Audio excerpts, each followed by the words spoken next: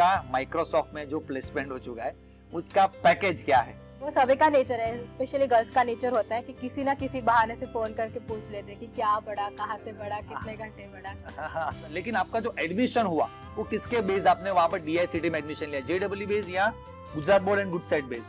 ये हंसी तो अब आ रही है। बाहर जाके तो बहुत टेंशन हुआ था, बहुत रोई थी मैं, बहुत। कौन सा टीवी सीरियल देखते रहते हैं? क्योंकि हाँ ये बात भी होनी चाहिए कि कौन सा टीवी सीरियल आप। ये दूसरे सर भी थे जिन्होंने बोला, पूछा क्या हुआ था, मैं कहा नहीं मुझे सिर्फ अजय सर से मिला है, मुझे सिर्फ केमिस्ट्री नहीं आ रहा है, बाकी सब मैं कुछ भी कर लूंगी, केमिस्ट्री में से नहीं होगा। आपके दिमाग में वो प्रेशर था कि मुझे 90 प्लस लाना है या नहीं लाना है? हेलो स्टूडेंट्स, तो आज फिर से एक नए रैंकर टॉक में आपका स्वागत है। बच्चों आज हमारे साथ है आपकी माइक्रोसॉफ्ट वाली दीदी। यस बच्चों, जैसे आप लोगों ने थंबनेल में देखा बस वैसे ही हमारे साथ आज है ईशा शाह, जिनका भी माइक्रोसॉफ्ट में प्लेसमेंट हो चुका है। रिसेंटली वो अभी 3rd ईयर में है कॉलेज में। तो उनकी लाइफ के बारे में कुछ आज जानेंगे, कैसे उन्होंने 10th स्टैंडर्ड के बाद 11th 12th स्टैंडर्ड में उनकी जर्नी क्या थी, फिर 12th स्टैंडर्ड में पूरे थ्रू आउट द ईयर उनका कैसा मतलब मेंटल जो भी है वो कैसा रहा था, वो कैसे मतलब कैसे प्रिपरेशन कर रहे थे, उनके मेंटल थॉट्स क्या थे उस वक्त, फिर एग्जाम के 2 महीने पहले वो कैसे प्रिपरेशन करते थे, एग्जाम के 1 वीक पहले उनकी मतलब पूरी स्ट्रेटजी क्या थी, राइट। फिर वो कह सकते हैं कि एग्जाम के 1 दिन पहले क्या थी, एग्जाम के ड्यूरेशन में क्या थी, फिर उसके बाद उन्होंने एग्जाम जो भी दिए तो उस वक्त जो एग्जाम फेस कर रहे थे तो उस वक्त वो क्या एग्जाम में फेस कर रहे थे, वो सारे क्वेश्चंस उनसे डिस्कस करेंगे। कैसे उनका रीडिंग शेड्यूल था, क्या वो अपने 12th स्टैंडर्ड में आपकी तरह डिप्रेशन फील करते थे, नहीं करते थे, कब वो कॉन्फिडेंट फील करते थे, वो कौन सी चीज थी उनको डिप्रेशन से बाहर निकालती थी, वो सारी चीजें आज इस पॉडकास्ट में, इस रैंकर टॉक में आपके लिए डिस्कस करेंगे। तो first of all welcome Isha. Thank you. हाँ, तो सबसे पहले जो बच्चे सुनना चाहते हो, जो वर्ड सभी के दिमाग में, आपका माइक्रोसॉफ्ट में जो प्लेसमेंट हो चुका है उसका पैकेज क्या है? फिलहाल पैकेज 54 लाख पर एनम है। 54 लाख रुपीज। हाँ, जब मेरे पर फोन आया था सबसे पहली बार, जब मैंने सुना था कि 54 लाख रुपीज, तो मैं सोच रहा था कि अभी यार 1-2 साल पहले छोटी सी बच्ची अभी फर्स्ट बेंच पर हमारे क्लास में बैठ रही थी और वो आज 54 लाख रुपीज, मतलब यार सर की भी इनकम नहीं है इतनी। तो यार छोटे छोटे बच्चे आज अभी 50 प्लस में जा रहे हैं, तो यार ये अभी नया जनरेशन है, राइट। अभी आप कौन से फील्ड में हो? मैं कंप्यूटर आईटी फील्ड में। कंप्यूटर आईटी फील्ड में है। और अभी कौन से कॉलेज में हो आप? मैं DICT, Dhirubhai Ambani institute of information and communication. Yes, और वो कहाँ पर है अभी? गांधीनगर, गुजरात में। तो बच्चों चलिए, तो अभी जो आप सुनना चाहते थे कि 54 लाख रुपीज, तो आप ही की तरह वो 10th स्टैंडर्ड से 11th 12th स्टैंडर्ड की जर्नी उन्होंने पास की। फिर उसके बाद जब कॉलेज में गए तो कैसे कॉलेज में भी उनका हार्ड वर्किंग नेचर था। मैं उनको पर्सनली जानता हूं क्योंकि हमारे साथी हैं यहाँ पर भी, हमारे क्लास पर ही पढ़ी है। तो वो कैसे पढ़ते थे, कैसे वो कंसिस्टेंसी मेंटेन कर पाते थे, कैसे उनका हार्ड वर्किंग नेचर था, वो सारी चीजें अभी इस पॉडकास्ट, इस इंटरव्यू में, इस रैंकर टॉक में हम बात करेंगे। तो मैं आपको कुछ क्वेश्चंस पूछूंगा। सबसे पहले 10th स्टैंडर्ड के बाद आपको मैथ्स ग्रुप लेना था या बायोलॉजी ग्रुप लेना था? एक्चुअली वो बहुत कंफ्यूजन था कि मैथ्स लिया जाए या बायोलॉजी लिया जाए। तो फिर आपने कैसे डिसाइड किया कि मैथ्स ले या बायोलॉजी ले? इंटरेस्ट मैथ्स के साइड ज्यादा था और फिर कोर्सेज देखे तो बायोलॉजी में मतलब ऐसा पता चला कि बायोलॉजी में इनकम अगर गेन करनी हो तो बहुत टाइम चला जाता है। हाँ। सो एक पॉइंट था कि जल्दी कमाना है तो फिर मैथ्स के साइड चले गए। अभी एक क्वेश्चन पूछेंगे इनका सीक्रेट, कि आपने कुछ ऐसा सीक्रेट है, आप बताइए कि आपने कैसे डिसाइड किया था कि मैं मैथ्स लूं या बायोलॉजी लूं? आप कहीं पर गए थे किसी मंदिर में? एक्चुअली कंफ्यूजन बहुत था, इसलिए फिर सोचा था, हम वैष्णव है तो हम ब्रज में गए थे, गिरिराज जी, मथुरा, गोकुल जहाँ पर है, और चिट्ठी उछाई थी बस ऐसे ही कि क्या लिया जाए, मैथ्स या बायोलॉजी। तो बस भगवान ने संकेत दे दिया कि मैथ्स ले लो। तो हाँ, मैं इसे बहुत पर्सनली जानता हूँ। तो जब ये 11th 12th में थी, फिर उसके साथ अभी भी मतलब अभी 2-3 सालों से हमारे टच में रहते, जब भी वो कॉलेज से यहाँ पर आते हैं तो हमारे साथ बात करते हैं। तो मैंने जब भी इनसे मिलता हूँ, जब भी इनसे बात करता हूँ, तो बात में हर जगह पर एक वर्ड आ जाता है कि भगवान की कृपा से, भगवान मतलब ये काफी स्पिरिचुअल है। तो उस वक्त उन्होंने वहां पर व्रज में जाकर 2 चिट्ठियां बनाई कि मतलब भगवान, मैं कोई चिट्ठी उठाऊंगा, आप डिसाइड करना कि मैं आगे मेरा फ्यूचर A या B कैसे सिलेक्ट करूं, राइट। तो यार उन्होंने फिर भगवान ने सोचा होगा कि A सिलेक्ट करो, फिर आगे माइक्रोसॉफ्ट आपका वेट कर रहा है, तो चलो आपने भी वो सिलेक्ट कर दिया। 11th स्टैंडर्ड की जर्नी आपकी क्या थी, मतलब कैसे रहा? 12th स्टैंडर्ड और 11th स्टैंडर्ड में आपका क्या डिफरेंस था? आपकी मेंटल जो भी था कि आप लोग क्या सोच रहे थे उस वक्त 11th में?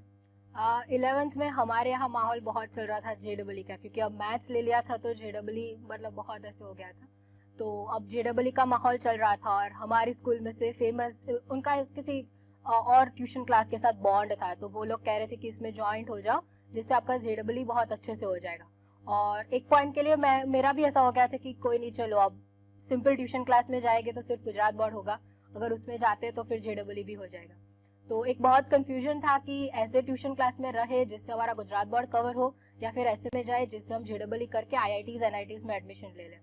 पर फिर बाद में बहुत सोचा और बहुत लोगों ने समझाया भी कि सिर्फ JEE से कुछ नहीं होता, गुजरात बोर्ड भी चाहिए, इसलिए। हाँ, और बीच में बता दूं कि इन्होंने जो एडमिशन लिया है DEI CT में, उन्होंने 12th तक आपने JEE की प्रिपरेशन की थी, राइट? तो ये स्पेशली मैं इनको आज हमारे इस जो इंटरव्यू रैंकर टॉक में स्पेसिफिकली इसको हम इसीलिए लाया हूँ। हाँ, वो जो माइक्रोसॉफ्ट वाला जो पैकेज है इसके लिए तो हम लाए उनको, ताकि आपको भी मोटिवेशन मिले कि यार अभी यार 2-4-5 महीने जो भी आपके 12th के बच्चे होंगे उसमें आप हार्ड वर्क कर ले लाइफ में, तो यार एक बार लाइफ अच्छी सेट हो जाएगी।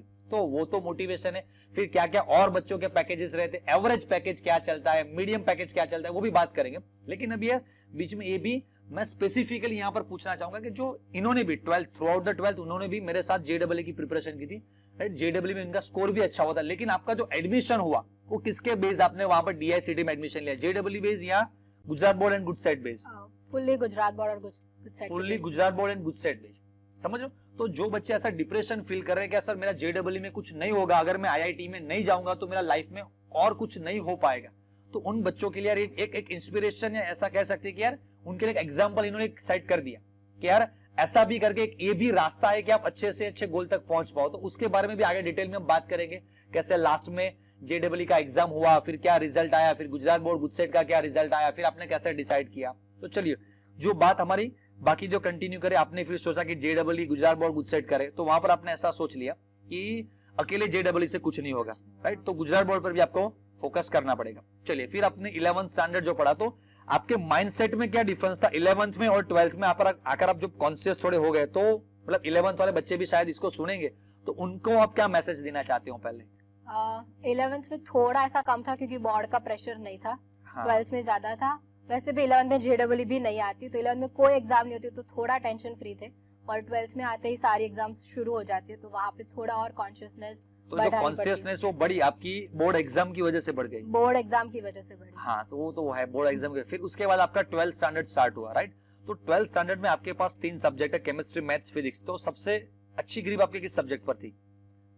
मैथ्स में मेरा सबसे अच्छा था। चलिए मैथ सबसे अच्छा था। उसके बाद सेकंड नंबर पर फिजिक्स। अच्छा, लास्ट अभी पूछना नहीं है, राइट? क्योंकि लास्ट में बचा मैं। हाँ, केमिस्ट्री।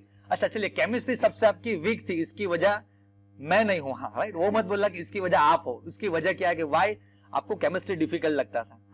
केमिस्ट्री सब्जेक्ट मेरे लिए ऐसा था, वो सब ऑर्गेनिक फॉर्मूला, सब मॉलिक्यूल्स और वो सब याद करना मेरे लिए थोड़ा डिफिकल्ट होता है। बच्चे रिलेट कर पाएंगे कि हाँ हाँ बस हमारे साथ भी यही होता है, ऐसा ही होता है। चलिए, तो फिर अभी जब आप पढ़ते थे थ्रू आउट द ईयर, तो आपको कौन सा सब्जेक्ट इजी लगता था? मतलब एग्जाम के वक्त कौन सा टफ सब्जेक्ट आपको टफ लगता था, पढ़ने में इजी लगता था? और कोई सब्जेक्ट ऐसा होता है कि ये पढ़ने में इजी लगता है लेकिन एग्जाम के वक्त वो टफ लगता है? पढ़ने में टफ फिजिक्स था, क्योंकि उसमें याद बहुत करना पड़ता है, थ्योरी बहुत होती है, न्यूमेरिकल्स भी बहुत होते हैं, इसलिए वो पढ़ने में टफ था। मैथ्स दोनों जगह से मुझे इजी लगता था, पढ़ने में भी और कर भी लेती थी मैं।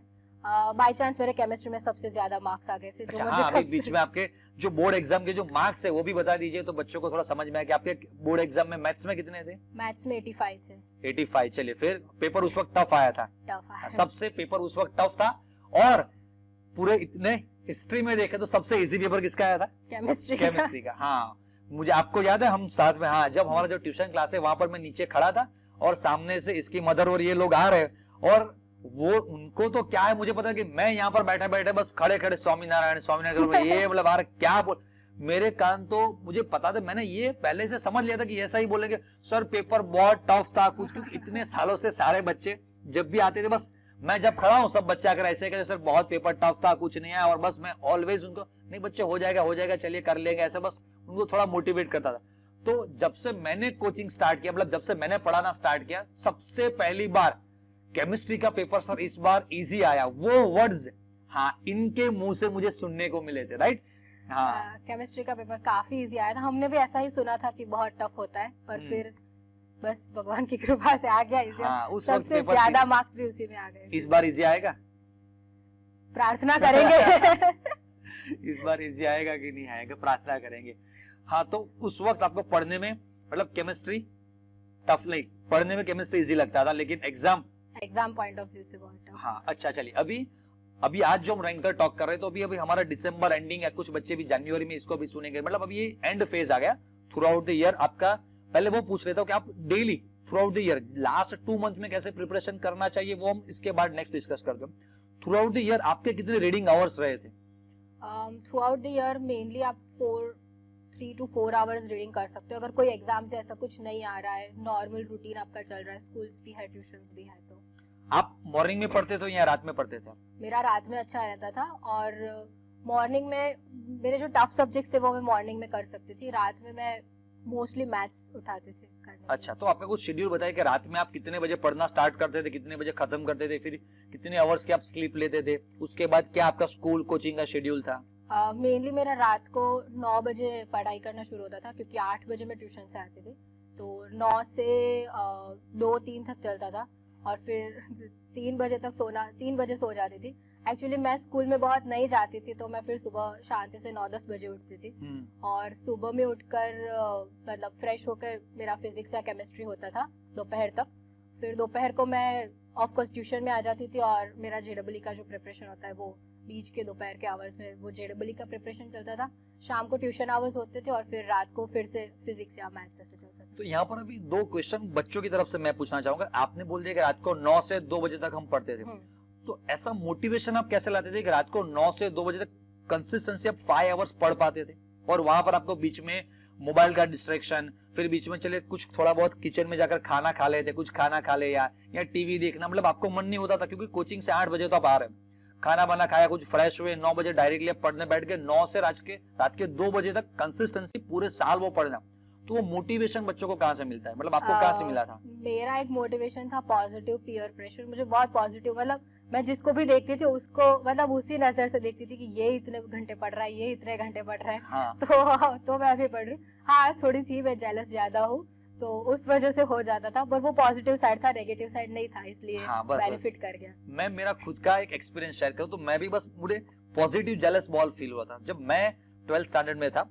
तो मैं क्या करता, जब मेरा भी कोचिंग ऐसे 8 बजे खत्म होता है, 8 बजे मैंने जैसे कोचिंग खत्म के नीचे में उतरता हूँ, तो हर जगह आप देखिए कोचिंग में ऐसा होता है कि नोटिस बोर्ड लगा होता है, और वहां पर रैंकर बच्चे के फोटोज लगे होते हैं। तो मेरा कुछ 12th का फर्स्ट टर्म का कुछ हमारा रिजल्ट आया था, मेरा इतना अच्छा नहीं था, शायद मैंने कोचिंग लेट ज्वाइन किया था, ऐसा कुछ था, और वहां पर 2-3 बच्चों के फोटोज वहां पर लगे हुए थे, और मेरी पर्सनल एक्सपेक्टेशन ये थी कि यार इनके फोटो तो यहाँ पर नहीं होने चाहिए, कैसे मार्क्स आए वो भी बात नहीं करते, लेकिन यार इनके फोटोज आ गए और मैं क्या कर रहा हूँ।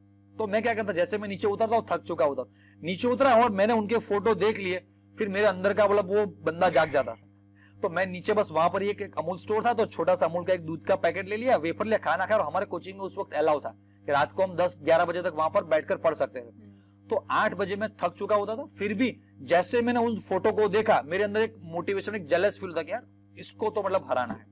तो जो भी बच्चे ये देख रहे हैं उनको भी ये समझना है कि आप जेलस फील करो अच्छा, लेकिन वो पॉजिटिव होना चाहिए। आपके साथ जो भी बच्चे पढ़ते हो, तो आप उनसे इंस्पायर हो कि यार ये करता है तो मैं क्यों नहीं कर सकता, राइट? ये कर रहा है या ये जो कर रहा है इससे तो मेरा ज्यादा ही होना चाहिए, क्योंकि इससे यार मैं ज्यादा कैपेबल हूं, या इसके लेवल पर मैं कर सकता हूँ। हाँ, ये भी हो सकता है कि आप जिससे जेलस फील कर रहे हो, स्पेशली अगर वो गर्ल्स है तो शायद वो नहीं हो सकता, बाकी बॉयज है तो वो थोड़ी आपको हेल्प करेंगे, राइट? हाँ, जो गर्ल्स सुन रहे हैं वो ऐसा मत फील करना कि हमारे लिए ऐसा नेगेटिव बोल, लेकिन गर्ल्स में थोड़ा जेलसी ज्यादा होती है। कुछ गर्ल्स अच्छी भी होती है, को बता दे।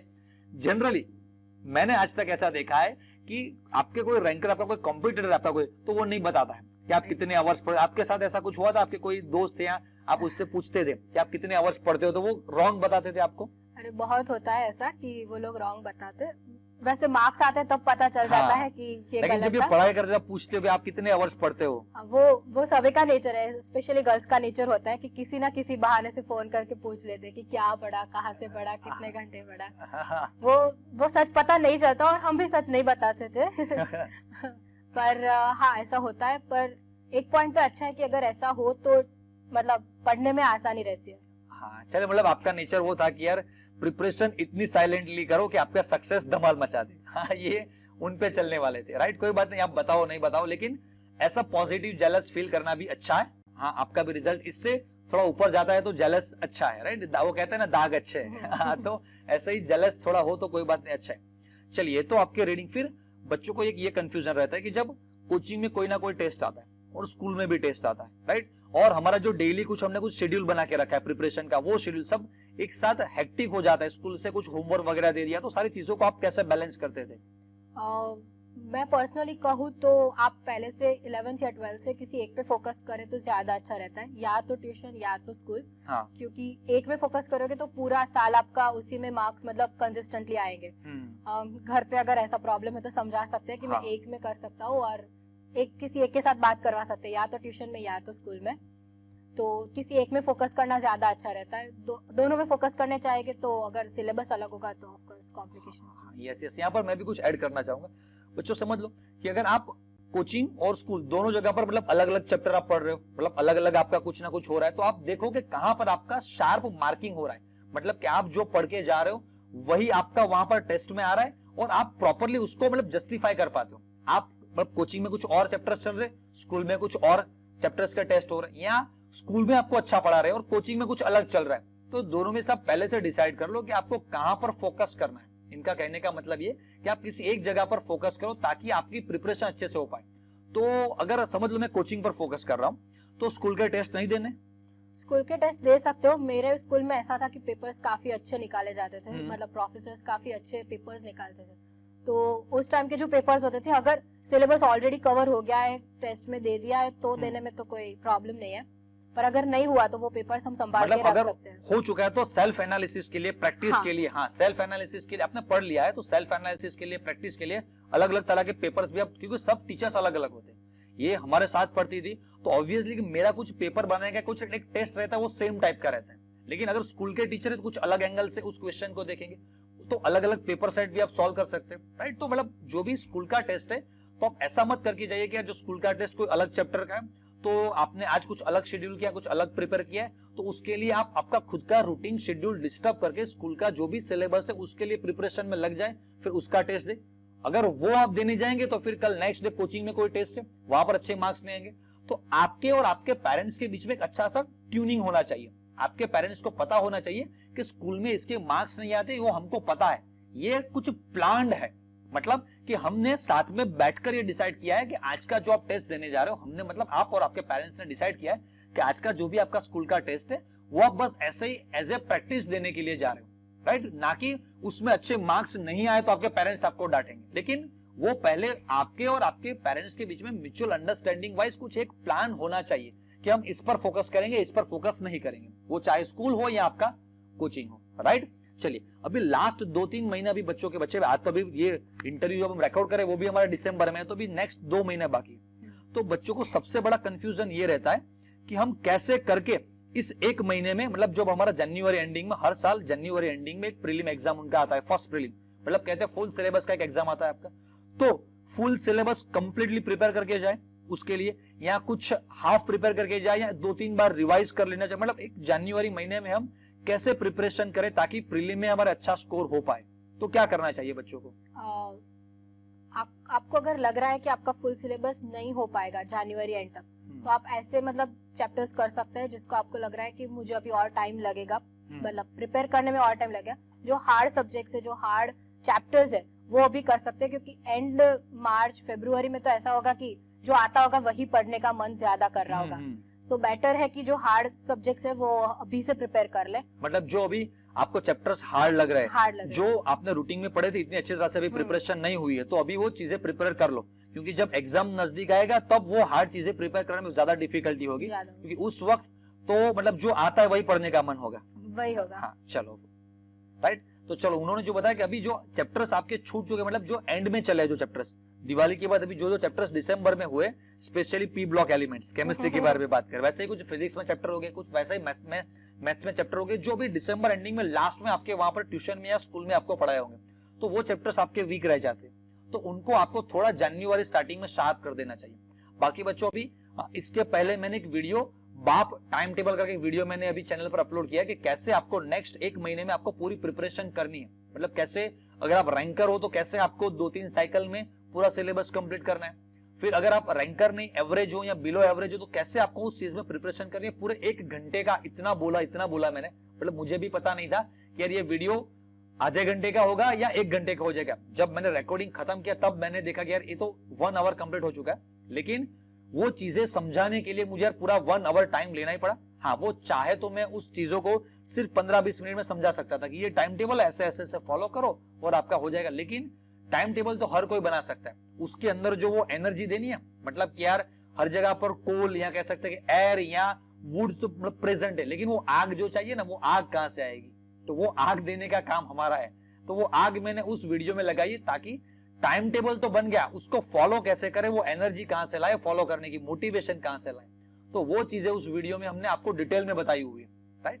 चलिए अभी थोड़ा आपके टेंशन के बारे में बात करते हैं। तो 12th में पूरे साल आपको ऐसा कुछ टेंशन वाला माहौल, मतलब आपको फील होता था कि डिप्रेशन, मेरे मार्क्स आएंगे नहीं आएंगे, टेंशन आता था कि नहीं आता था? क्योंकि मुझे तो पता है, तो आप ऑनेस्ट बोलना कि आता था कि नहीं आता था टेंशन? आता था, पूरे साल भी आता था, पर उससे ज्यादा एंड में बढ़ गया था। जो पूरे साल था उससे डबल हो गया था।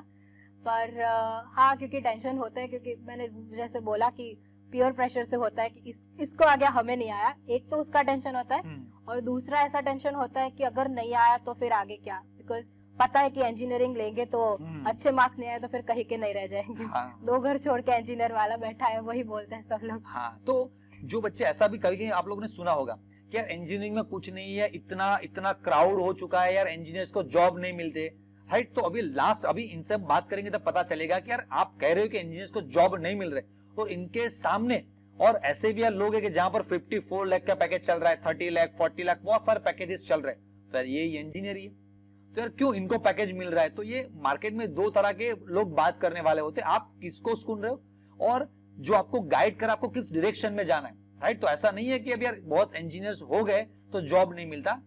ऐसे भी है कि जिनको जॉब नहीं मिलता, और ऐसे भी है कि जिनको यार एनुअल पैकेज उनका 1 करोड़ प्लस भी हो जाता है, तो ऐसे भी लोग हैं, राइट। तो यार ऐसा मत सोचना कि यार जॉब नहीं मिलता है इंजीनियर्स को। तो जैसे इन्होंने सोचा कि यार ऐसा तो है कि यार 2 घर छोड़ के एक इंजीनियर है, 2 घर छोड़ के एक इंजीनियर, मतलब अगर आपने पत्थर फेंका किसी भी घर पे पड़ा, वहां से कोई ना कोई एक इंजीनियर तो निकलेगा ही, निकलेगा, राइट। तो ऑब्वियसली मतलब कंपटीशन तो इतना ज्यादा ही है, तो मार्क्स तो लाने ही पड़ेंगे। अगर मार्क्स अच्छे नहीं आएंगे तो अच्छे कॉलेज में एडमिशन भी नहीं मिलेगा आपका। तो ये उनको एक पॉजिटिव प्रेशर था। फिर एग्जाम के वक्त मैंने 1-2 बार आपके मदर की भी साथ बात की थी, तो उन्होंने मुझे बताया था कि यार बहुत टेंशन लेती है, रात को 2 बजे तक पढ़ती है, फिर हम बोलते कि तुम सो जाओ, फिर भी ये लड़की नहीं सोती थी। तो बस उसके पीछे का जो भी राज कह सकते हैं, सीक्रेट कह सकते हैं, वो यही है, पॉजिटिव जेलसी। और सबसे ज्यादा मतलब यही था, क्योंकि बायोलॉजी मेरे घर वाले चाहते थे कि मैं बायोलॉजी लूं, पर और हमारी बिटिया डॉक्टर बने। मैंने मैथ्स लिया था, तो फिर सोचा कि अगर मैथ्स लेके अब कुछ नहीं फोड़ा तो बहुत सुनने को मिलेगा कि कुछ नहीं किया आपने। अगर आपने बायोलॉजी लिया होता तो आज आप अभी MBBS के 3rd ईयर में होते। हाँ, और शायद MBBS कंप्लीट भी कर लेते, 5 सालों का जो भी MBBS, उसके बाद भी डायरेक्टली किसी भी MBBS डॉक्टर को पहले ही साल में 50 लाख रुपए नहीं मिलते, राइट। तो ऐसा नहीं है कि आप डॉक्टर बनेंगे तो ही अच्छा लाइफ में कर पाएंगे। एक ये भी फील्ड है कि जहां से आप बिना डॉक्टर बने, शायद आप डॉक्टर MBBS कंप्लीट किया, उसके बाद MS या MD कुछ भी किया, उसके बाद यार जो फ्यूचर में होने वाला है, तो एक इजी मेथड, एक इजी रास्ता ये भी है, राइट। चलो, तो फिर अभी टेंशन आपको आता था, तो टेंशन से आप कैसे बाहर निकलते थे? टेंशन से बाहर एक तो स्पिरिचुअल होता है, अगर आप हो तो फिर कोई नहीं, भरोसा रखो, हो जाएगा, ऑल इज वेल, जैसे सर बोलते थे। दूसरा तो शेयर करते थे हम सर के साथ ही, वैसे तो कि इतना कंप्लीट हो गया हमारे टाइम टेबल के मुताबिक, अब इतना बाकी है तो और कैसे मतलब करे, जिससे मतलब आ तो रहा है सब कुछ, पर लग नहीं रहा कि एग्जाम में आएगा। तो ये सबके साथ होता होगा कि एंड पॉइंट तक आता होगा, सब कुछ आता होगा, एग्जाम में भी मार्क्स आते होंगे, पर ऐसा लग रहा होगा कि वहां जाके सब कुछ भूल जाएंगे। तो ऐसा सबके साथ होता है, पर एक्चुअली याद रहता है, ऐसा नहीं होता कि खाया और ऐसे ही निकल गया। देखो, आपने सुना जो 2 वर्ड्स इन्होंने, एक तो आप स्पिरिचुअल होना चाहिए, राइट, मतलब एंड पे तो सिर्फ भगवान ही बचा सकते और कोई बचा नहीं सकता। अगर आपके अंदर स्पिरिचुअलिटी है तो एक अलग तरह की आपको डिवाइन एनर्जी फील होती है, जिससे आपको डिप्रेशन, इतना टेंशन नहीं होता। दूसरी बात इन्होंने जो कही कि हम सर से बात करते थे, तो मुझे याद है आज ये, इसके बाद भी एक नेक्स्ट एक रैंकर टॉक करने वाले एक बच्चे के साथ, वो या अभी जो करंटली हमारे जो भी ऑफलाइन में अभी भी बच्चे जो पढ़ रहे हैं, इतने सालों से मैं ये देख रहा हूं कि जो भी बच्चे टीचर्स के साथ ज्यादा कांटेक्ट में रहते हैं, अपनी जो भी फीलिंग्स है, पॉजिटिव फीलिंग, नेगेटिव फीलिंग, जो भी है टीचर्स के साथ शेयर करो, स्पेसिफिकली नेगेटिव फीलिंग्स कि सर अभी मैं इस दौर से गुजर रहा हूँ, मेरी मेंटल सिचुएशन ये है, मैं टेंशन फील कर रहा हूँ नहीं कर रहा हूँ। तो यार टीचर्स के अंदर, हम इंडिया में हम टीचर्स को गुरु मानते हैं, तो यार कहते हैं कि गुरु के अंदर भगवान का वास होता है। तो उस वक्त गुरु को भी नहीं पता होता, लेकिन उनके अंदर से भगवान कुछ ऐसा कुछ सेंटेंस बुलवाते, ऐसे कुछ उनको मोटिवेशन दिलाते कि बच्चे मोटिवेट हो जाते और जो डिप्रेशन में चले गए उससे बाहर निकल के यार जो एक्चुअली वो जो नहीं कर सकते थे वो चीजें भी कर सकते। तो यार गुरु का आपके लाइफ में बहुत ही अच्छा रोल है। और गुरु को हम एक और नजर से भी देखेंगे, उसे इस नए दौर में उन्हें मेंटर कहा जाता है। मतलब यार स्पेसिफिकली आप उनसे मिलिए, आपके दिल के अंदर जो भी बातें वो शेयर कीजिए। लास्ट एक वीक में 2-3 बच्चे ऐसे मुझे मिले, क्लास खत्म होने के बाद सारे बच्चे चले गए, बाद में वो मिलते और वो मतलब लिटरली वो लोग रोने लगते।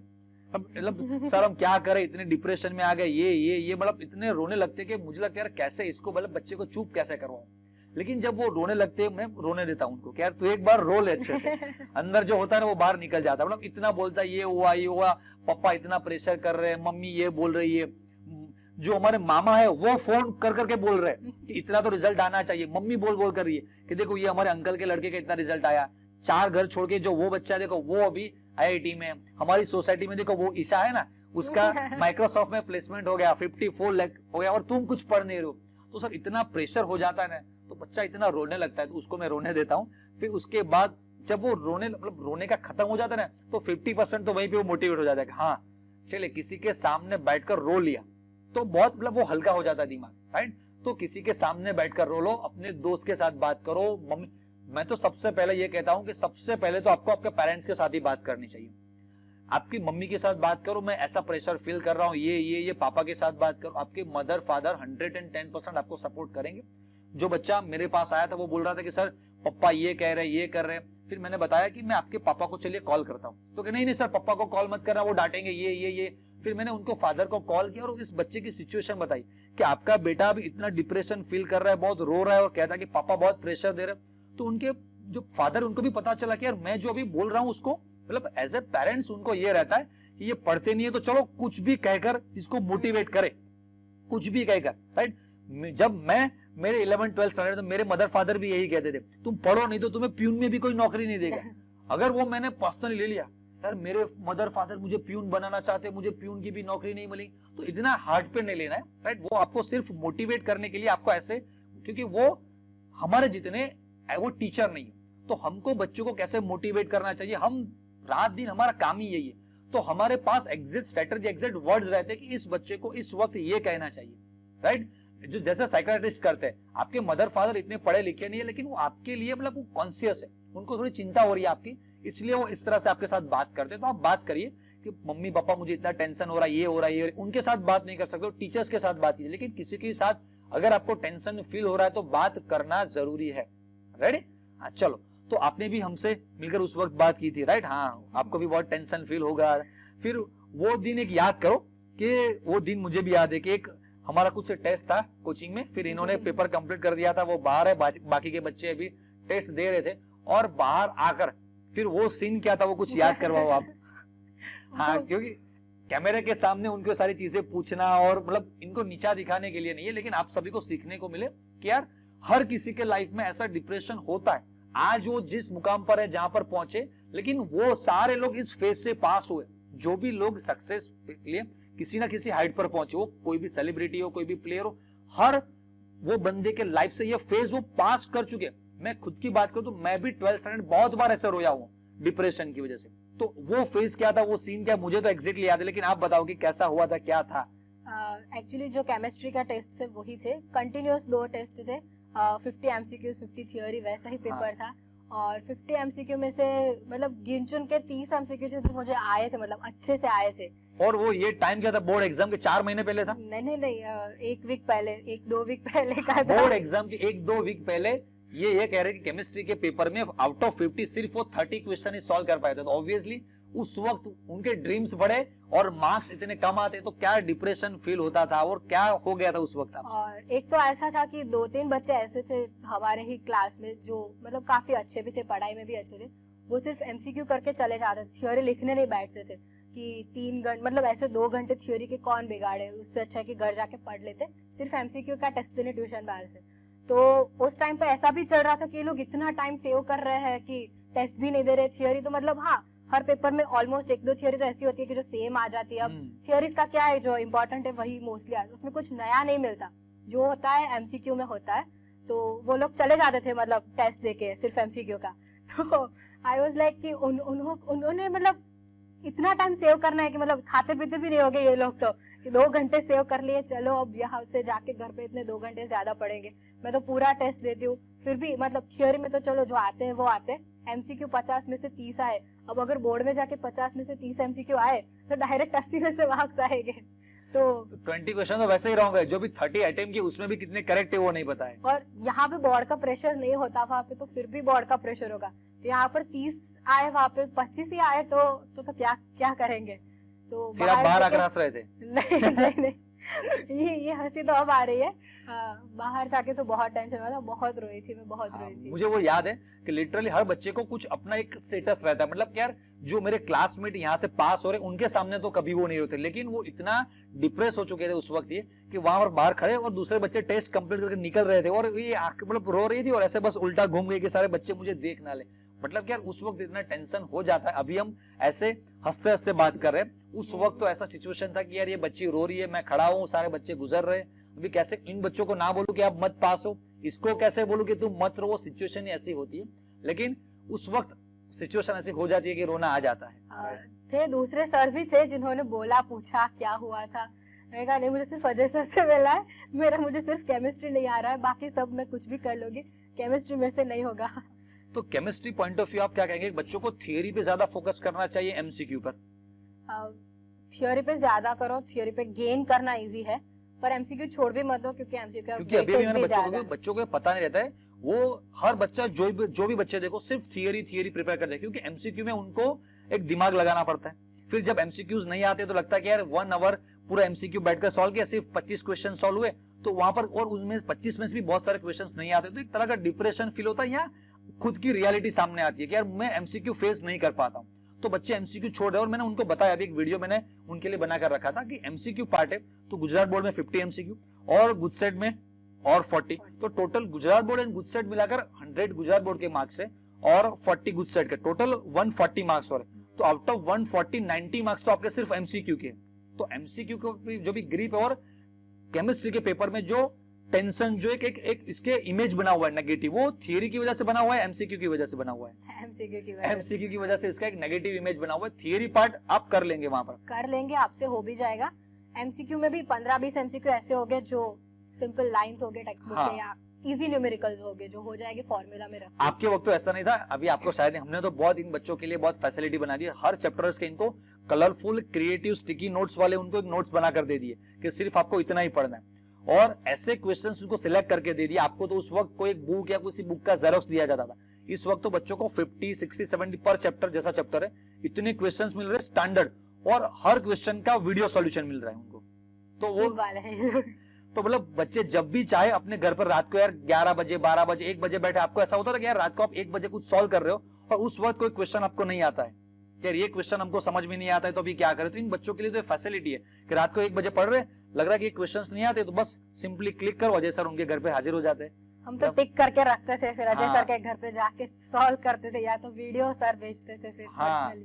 तो मतलब आपके लिए तो इतना अच्छा हो गया कि आप इतना इजीली सारी चीजें कर सकते हो, इतने अच्छे आपको नोट्स भी मिल गए, और वो भी उनको एप्लीकेशन बनाकर भेज दिया, उनको एक एप्लीकेशन बनवा दिया उनके लिए, तो एप्लीकेशन में सारी चीजें वो एक्सेस कर सकते हैं वहां पर। सिर्फ एप्लीकेशन यूज करना है फोन में।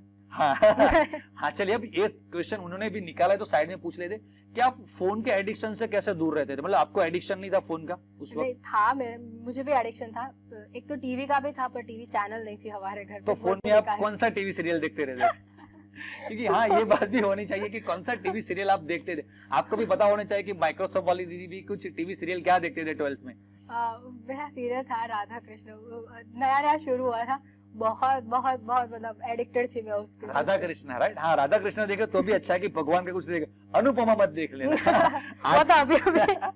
आज की जनरेशन है वो अनुपमा ज्यादा देखती है टीवी में, और अनुपमा का एपिसोड तो देखना ही, और मम्मी और बेटी दोनों साथ में बैठकर देखते हैं। मैं भी देखती हूँ अनुपमा, सब लोग देखते हैं, हमारे घर पे भी देखते हैं यार अनुपमा देखते रहते। तो आप राधा कृष्ण कितने आवर्स के लिए वो देखते रहते? मतलब एडिक्टेड कभी हो गया? ऐसा हुआ था कि 3-3, 4-4 घंटे वो चला गया? नहीं, मैं डेली देखती थी इसलिए मेरा एक एपिसोड हाँ मेरा आधे घंटे का था, पर फिर भी वो लास्ट टाइम पे जो हमारा सर के साथ मतलब वो पेरेंट्स मीटिंग था, उसमें एक सर ने बोला था कि आप फोन्स मतलब देख रहे हो, तो बोल दिया था मम्मी ने वैसे ही कि पूरा दिन राधा कृष्ण देखती रहती है। हाँ। तो सर ने सिर्फ एक बार बोला था कि चलो अब मेरी बात मान लो, एक महीना ये सीरियल छोड़ दो, फिर तो 3 महीने का वैकेशन होगा, जितने चाहे एपिसोड जितने बार देख लेना। रामायण देख लो, महाभारत देख लो, सबको अनुपमा देख देख लो, कसौटी जिंदगी की देख लो, रॉडीज देख लो, सब कुछ देख लो। पर ये 1 महीना छोड़ दो, अगर छोड़ दोगे तो आपका अच्छा होगा। पर हाँ, मुझे भी इतना विश्वास था जो यहाँ पे सर थे वो सभी पे कि चलो हो जाएगा कुछ। तो अब सर ने बोला था और सर ने प्रॉमिस लिया था कि आज से आप नहीं देखोगे, तो उस पॉइंट से 1 महीने तक मेरा ये सीरियल छूटा था और आपने मोबाइल छोड़ दिया उस वक्त छूट गया। हाँ, तो वो ये जो भी आपका टाइम, एक एपिसोड का टाइम है, 1 आवर है, वो आपको स्टडी में कुछ बेनिफिट हो चुका। तो जो बच्चे अभी स्पेसिफिकली मोबाइल के लिए एडिक्टेड है, तो अब यार 1-2 महीने के लिए मोबाइल छोड़ दो, फिर लाइफ में यार अगर आप अभी आईफोन में देख रहे हो ना, तो उसके बाद जब आपकी लाइफ होगी ना, तो यार आईफोन की बात तो छोड़ो, आईफोन जितने में आता है ना उतना सालाना भी आपका ईयरली भी पैकेज नहीं हो पाएगा। लेकिन अभी छोड़ दिया आईफोन, तो ऐसा हो सकता है कि हर महीने आप एक आईफोन ले पाएंगे, आप ले पाएंगे। हाँ, कोई बात नहीं, वो मुझे आज बता रहे थे अभी बाहर कि सर आपको एक आईफोन गिफ्ट करना है।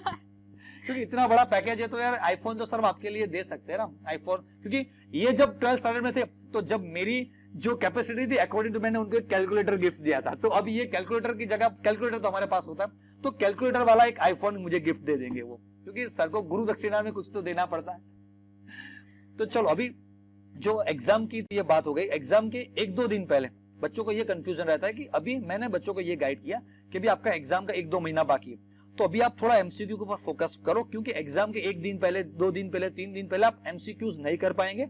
उस वक्त आपका मतलब आपके पास 2 ऑप्शन है, एमसीक्यू एंड थियरी। तो हर बच्चा जनरली थियरी की तरफ ही ज्यादा जाता है कि यार अभी टेंशन है, पता है हर बच्चों को कि यार एमसीक्यू का वेटेज ज्यादा है। अगर वहां पर, क्योंकि फर्स्ट पार्ट जब भी आप पेपर लिखने बैठते हो तो फर्स्ट पार्ट एमसीक्यू का आता है, अगर एमसीक्यू में अच्छे मार्क्स नहीं आए तो उसके बाद जो सेकंड पार्ट है आपका थियरी पार्ट, वो इजी होता है, फिर भी टेंशन आ जाता है। एमसीक्यू पार्ट अगर, हाँ, नए सिस्टम में कैसा सब कुछ चल रहा है उसके बारे में बात, क्योंकि इनके वक्त अभी आपको 2-3 साल हो चुके हैं, तो अभी थोड़ा सिस्टम चेंज हो, हाँ 50-50 वाला सिस्टम है। लेकिन अभी रिसेंट आप नए सिलेबस में पढ़े हो एनसीईआरटी वाले या पुराने सिलेबस में? जीएससी मतलब अभी जो नया टेक्स्ट बुक आ गया था ना एनसीईआरटी वाला, ग्रीन टेक्स्ट बुक था, वही हाँ, वो ये भी एनसीईआरटी का टेक्स्ट बुक पढ़े। चलिए कोई बात नहीं, तो एनसीईआरटी का सिलेबस पढ़े। तो एग्जाम के 2-3 दिन पहले आप थियरी पढ़ते थे या एमसीक्यू पढ़ते थे?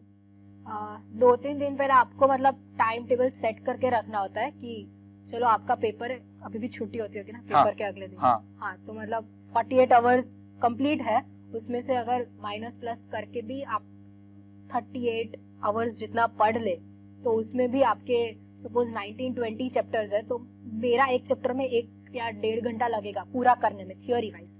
तो ऐसे आप डिवाइड कर सकते हो चैप्टर्स को कि चलो 1-1.5 घंटा 15 चैप्टर पढ़ लिया, उसके बाद ये 16। और ऐसा भी नहीं है कि आप लाइन में पढ़ो, सीक्वेंस में पढ़ो, एक चैप्टर न्यूमेरिकल वाला पढ़ा तो एक चैप्टर फिर पी ब्लॉक भी ले सकते हैं, क्योंकि उससे थियोरी पढ़ी, न्यूमेरिकल्स पढ़ा, आप बोर नहीं हो जाओगे।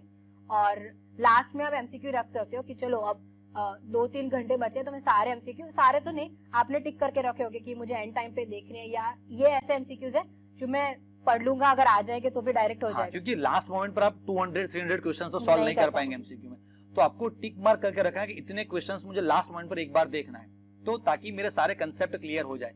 और आपको तो बेनिफिट है इनके वक्त तो इतना क्रिएटिव नोट्स, जो क्रिएटिव नोट्स हमने बनाया उनका नेम बनाया हमने निंजा नोट्स, तो वो निंजा नोट्स तो आपके लिए भी अवेलेबल होते हैं, उनके लिए अवेलेबल नहीं था उस वक्त, तो आप तो यार सिर्फ नोट से भी सारी चीजें आपको हो जाएगी। चलिए, अभी बात ये करते हैं कि आपके दिमाग में वो प्रेशर था कि मुझे 90+ लाना है या नहीं लाना है था, तो जब भी पढ़ने बैठते थे उस वक्त वो 90+ जाना है, 90+ जाना है, वो आपको मोटिवेट करता था या परेशान करता था, नेगेटिव फील करवाता था? मतलब जब मार्क्स कम आते थे तब, और मतलब क्या होता था वो 90+ वाला जो आपके दिमाग में बिठा के रखा था आपने? दोनों होता है। 90+ अगर रखते हो तो आप नॉर्मल रूटीन में जब पढ़ रहे हो और ऐसा होता है कि 90+ लाना ही है, एग्जाम्स है, तो वो पॉजिटिव देता है कि चलो लाना है तो आप पढ़ पाते हो। पर अगर नहीं आते एग्जाम में मार्क्स, मतलब टेस्ट में नहीं आए, इसमें नहीं आए, तो फिर नेगेटिव फीडबैक भी होता है कि अगर मुझे 90+ लाने थे, अब इस टेस्ट में भी नहीं आ रहे तो बोर्ड में तो कैसे आएंगे। मतलब वो फिर चमत्कार होगा अगर आ जाते हैं तो आपको बोर्ड एग्जाम के पहले ऐसा लगता था, मतलब एक वीक पहले, कि मेरा 90+ तो आ ही जाएगा अभी? नहीं लग रहा था। हाँ। बोर्ड एग्जाम के मतलब 1 महीने पहले तक तो फिर भी चलो 80% मुझे लगता था कि अगर मेहनत करेंगे तो आ जाएगा, पर अगले 2 दिन में तो कुछ भी नहीं था। हाँ, तो इसके पहले हमने लास्ट ईयर जिस बच्चे के केमिस्ट्री में 99 मार्क्स आए थे, क्रिश का, उनका भी इंटरव्यू एक लास्ट वीक, इसके पहले हमने एक रैंकर टॉक अपलोड किया था। तो उस बच्चे ने भी उसी इंटरव्यू में बताया था कि मुझे ऐसा लगता था कि यार भाई 80 मार्क्स आ जाए तो बहुत हो गया। तो हर बच्चे का उस वक्त फीलिंग यही होता है कि भाई 80 आ जाए तो बहुत है। आप ये बच्चे ऐसा सोच रहे हैं कि मुझे 90 प्लस लाना है, तो 90 प्लस वाली अभी फीलिंग कॉन्फिडेंस क्यों नहीं आ रहा कि बस अभी 90 प्लस, वो एंड मोमेंट तक नहीं आएगा। आप पेपर लिखना शुरू करेंगे, जब पेपर खत्म नहीं होगा तब तक वो कॉन्फिडेंस नहीं आएगा। तो आपको मैक्सिमम ट्राई करना है कि मेरा ये गोल है, मैं 90 प्लस लाना चाहता हूं, उसके प्रति आपको जो भी मतलब मेहनत करनी है आपका 100% दीजिए। अगर फिर नहीं भी आ रहा है तो आपने तो खुद का 100% दे दिया ना, फिर और क्या कर सकते हैं। आज आप 100% दे रहे हो, फिर आपका पेपर भी इजी आएगा, टफ आएगा, वो सारे लक या कह सकते हैं कि भगवान के हाथ में चीजें। तो जो चीजें आपके हाथ में, आपके एंड पर आप जो कर सकते हैं, आज आप खुद का 100% दे दीजिए। हर स्टेप में आप खुद के 100% दीजिए, तो वो 100 मिलकर आपका इंटीग्रेशन फाइनली होकर वो बड़ा सा 100 आपका हो जाता है, राइट। चलिए, अभी ये पढ़ाई वाली बातें तो हो गई, थोड़ा अभी पैसे के बारे में बात करते हैं। तो आपका पैकेज है अभी 54 लाख रुपीज, राइट। अभी आप कॉलेज के 3rd ईयर में चल रहे हो, तो ये पैकेज आप कब डिसाइड हो चुका है? 2nd ईयर में या 3rd ईयर में हुआ ये? मेरा 2nd ईयर खत्म हुआ, 4th सेमेस्टर, उसके बाद इंटर्नशिप के मतलब वो आते हैं इंटरव्यूज और वो सब। तो आपने मुझे, आपके साथ एक बार बात हुई थी, आपने बताया था, तो बच्चों को भी बताइए कि जब आपको कोविड वाला जो फेज था, उस वक्त आप 12th में इतनी मेहनत करते थे, फिर कॉलेज में कुछ मेहनत नहीं की होगी, छोड़ दिया होगा सब कुछ, है ना? फिर ऐसा ही हो गया? नहीं, कॉलेज में भी आप कुछ मेहनत करते थे? हाँ, कोविड के दौरान जब कुछ शुरू नहीं हुआ था तब ऐसे ही चल रहा था, पर फिर कॉलेज में अगर, हाँ, एक बेनिफिट आपका अच्छी कॉलेज लेने का ऐसा होता है कि अच्छी कॉलेज में जाओगे तो वहाँ पे बच्चे भी ऐसे ही होंगे जो सब कुछ करते होंगे।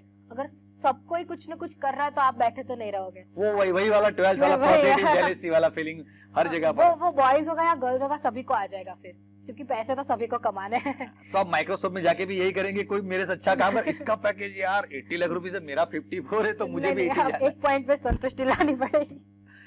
अच्छा, तो मैंने एक बार सुना था, तो आप कितने आवर्स कोडिंग करते थे उस वक्त, अभी लास्ट 1-2 सालों में कितने आवर्स बैठकर, मतलब कोडिंग पूरे दिन? क्योंकि ऑनलाइन था तो अब क्लास तो हम नहीं पढ़ रहे थे, फोन चालू करके रख देते थे, क्योंकि वो कोर्सेज काम में नहीं आते, जो प्लेसमेंट होता है उसके काम में नहीं आते। तो बस फिर पूरा दिन, सुबह से दोपहर तक, शाम से रात तक, तो पूरा दिन। नंबर ऑफ आवर्स में कुछ कितने आवर्स, कुछ एवरेज? 8 to 9 आवर्स चलता था। 8 to 9 आवर्स बस पूरे दिन कोडिंग। तो बच्चे सोचते हैं कि यार कॉलेज में जाकर फिर हम मजे करेंगे। तो देखो, कॉलेज की जो भी इनकी लाइफ थी, वहां पर भी इन्होंने, जैसे इनका 10th स्टैंडर्ड में नेचर था, फिर 11th 12th में जो नेचर था, एक बार आपका हार्ड वर्किंग नेचर हो जाता है, उसके बाद उन्होंने जो कोविड का टाइम था, वहां पर भी इन्होंने नंबर ऑफ बहुत ज्यादा आवर्स कोडिंग के पीछे लगाए। 1-2 बार तो मुझे ऐसा भी पता है कि यार इन्होंने कुछ दिनों में, कुछ वीक्स में 12-12, 15-15 घंटे पूरे दिन, बस उनको भी याद नहीं होता था, कोडिंग, बस कोडिंग ही करते रहे, ताकि उन्होंने एक खुद के अंदर स्किल डेवलप कर ली, ताकि उनका 2nd ईयर एंडिंग आते 3rd ईयर में तो उनका प्लेसमेंट भी हो चुका। और इतना बड़ा पैकेज माइक्रोसॉफ्ट वाले ने दे दिया, तो कुछ फेस देखकर तो दिया नहीं होगा कि यार ये कोई ब्यूटी मतलब वो तो है नहीं कि यार आप वहां पर गए और आपको देखकर पैकेज दे दिया। चलिए, आपके कॉलेज में ऐसा भी कोई है कि यार इससे भी कुछ बड़ा पैकेज हो, तो बच्चों के इंस्पिरेशन मिले कि यार इतने भी पैकेज होते हैं? हाँ, है। जो हाईएस्ट पैकेज है हमारी कॉलेज में, जो हमारे सीनियर्स ले गए प्लेसमेंट, वो 82 लाख पर है ना। सुना, इसको थोड़ा वॉल्यूम बढ़ा देना इस वक्त। हाँ, 82 लाख रुपीज पर साल। अभी ये छोटे छोटे बच्चे, मतलब मेरे लिए तो बच्चे, आप यार कॉलेज भी कंप्लीट कर लेंगे तो आपका एज जो भी है वो 21-22 होगा, तो 22 साल के, मतलब यार 22 साल का कोई एक बच्चा है, वो उसका पैकेज 80 लाख रुपीज स्टार्टिंग इसका है। तो सुन लो कि यार 2-3-4 सालों में तो आप मतलब कहां पर पहुंच जाएंगे, राइट। तो मतलब हमारे जो कोचिंग के जो सारे टीचर्स है, उनका मिलाकर भी यार इन बच्चों के जितना, एक बच्चे के जितना नहीं होता है, राइट। तो ये बच्चे, मतलब हमने यहाँ से पढ़ाकर वहां पर भेज दिए, हम यहाँ पर ही रह गए। तो हमको भी कुछ कोडिंग सिखा देना, हम भी शायद ये कोचिंग बंद हो जाए तो हम भी कोडिंग में घुस जाए। और चलो, ये तो हो गया कि जो रैंकर बच्चे उनको भी ये मिलता है। तो जो कुछ बच्चे एवरेज रहते हैं, DICT में अगर एडमिशन लेना है तो यार अच्छा स्कोर तो चाहिए, लेकिन वहां पर भी यार टॉपर रैंकर वहां पर भी होता है। तो कुछ एवरेज बच्चे रहते हैं, तो यार उनको थोड़ा मोटिवेशन मिलेगा, चलो यार 80 नहीं चाहिए। कुछ 1-2 बच्चों को मैंने यस्टरडे पूछा था कि यार आपको 80 या 50 नहीं मिलेगा, कितना मिलेगा चलेगा? अरे सर 10 दे दो तो भी हमको तो चलेगा, 10 भी बहुत है हमारे लिए। तो मिनिमम कितना रहता है वहां पर? मिनिमम 8 से 10 के बीच रहता है। मिनिमम 8 के 10 के बीच रहता है, मतलब जो भी एवरेज सबसे नीचे जो चल रहा है बच्चा, उसको भी 8-10, उसके ऊपर तो फिर 20-25-30 वाले। एवरेज 20 रहता है सभी को, मतलब 20 तो मिल ही जाता है। अगर आपने एडमिशन लिया है, आपको मास्टर्स नहीं करना, आपको प्लेसमेंट चाहिए तो मिल जाता है। मिल जाता। अच्छा, तो फिर बीच में 30-40 वाले भी बहुत हो गए। बहुत हो गए। तो यार चलेगा ना इतना? 20, 30, 40 चलेगा, 50 प्लस नहीं जाएंगे तो भी चलेगा। इतना भी यार बहुत इनिशियली आप अभी इतना ले रहे हो, तो यार 4-5 सालों के बाद जब एक्सपीरियंस हो जाता है, एक कंपनी से बीजी कंपनी जब आप जंप करते हो, तो यार कितना हो जाएगा। तो ये आपने जेई दिया और जेई में अच्छा सा स्कोर है, इसकी वजह से आपको यहाँ पर एडमिशन मिला था? नहीं, गुडसेट और हाँ, तो अभी जेई थोड़ा नजदीक है, तो बच्चों को भी ये कंफ्यूजन है कि अभी जो भी जनवरी एंडिंग में सेकंड टर्म एग्जाम और जेई के जो डेट साथ में आ रहे हैं, तो अभी इस महीने में अगर जेई पर फोकस करते हैं और जेई में अच्छा स्कोर नहीं कर पाए तो जेई तो गया, और गुजरात बोर्ड का ये 1 महीना चला गया, फिर बाद में फरवरी 1 मंथ में गुजरात बोर्ड भी कवर नहीं हो पाएगा। तो जेई देना चाहिए, नहीं देना चाहिए, किनको देना चाहिए, मतलब क्या करना चाहिए? बच्चों को कंफ्यूजन है, वो आपसे सवाल पूछ रहे हैं कि क्या करना चाहिए।